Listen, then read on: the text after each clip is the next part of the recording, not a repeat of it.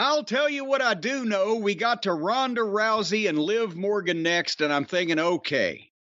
I'm thinking Becky and Bianca was great.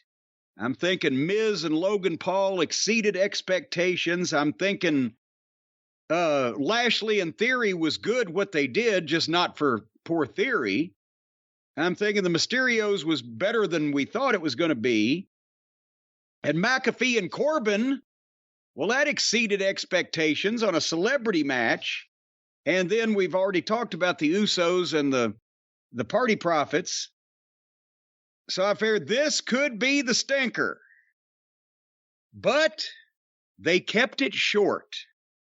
And the finish was brilliant.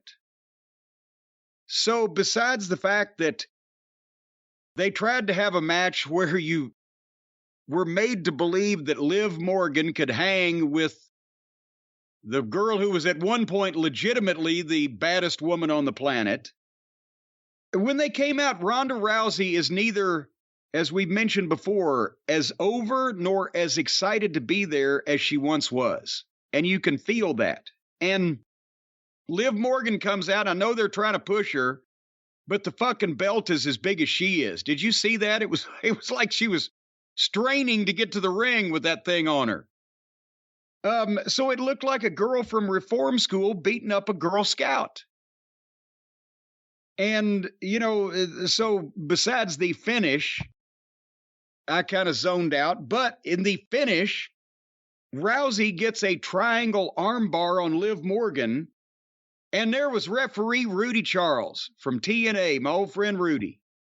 They call him by his real name now. Did you notice the referees have names now? Some of them? There was a referee who I've never even noticed before, and they used his name earlier in the show. And I said, oh, that's the first time I've ever heard his name. So I did notice it. Well, anyway, so another positive change. Referees are allowed to be people. Now, this was not a problem Vince had when you were there. The referees couldn't be named, or was it? No. We named them all the time. And I don't know where it came from. This is a thing from, 10 years ago or whatever. But anyway, Ronda gets triangle armbar on Liv, and Rudy Charles goes down to count Ronda's shoulders, because Ronda's shoulders are down while she's got the armbar on Liv. But 1, 2, 3, he counts her down, and people start booing, and Ronda's like, what the fuck? And they go back and look at camera angles, and you see that when Ronda had Liv in the armbar, while the referee was counting at the count of 2, Liv tapped out on Ronda's feet, but the referee didn't see it because he was looking at the shoulders. So Liv actually tapped out before the 3 count. So the referee screwed up, obviously in gimmick, but that was a brilliant finish, and they timed it perfectly.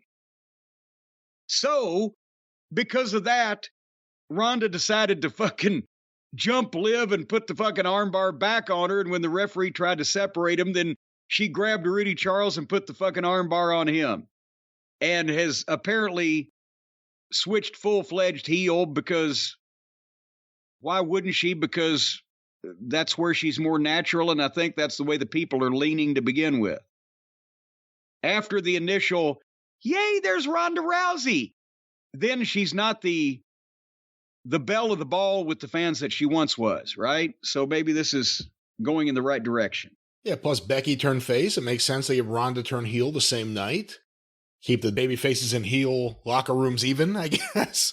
Well, you gotta have some evenness. You can't have those odd ducks. You can't have 7 heels and 5 baby faces. You gotta have 6 and 6. Make it even. The best we could hope for right now is whatever frustration she's feeling or thinking, someone tells her to put that into her promos, and she goes out there and starts spitting fire as a heel, but I don't know if that'll happen. I don't know if she's ever going to spit fire verbally, or spit verbal fire, or be a fire-breathing dragon, but she could certainly have some more oomph in her physicality.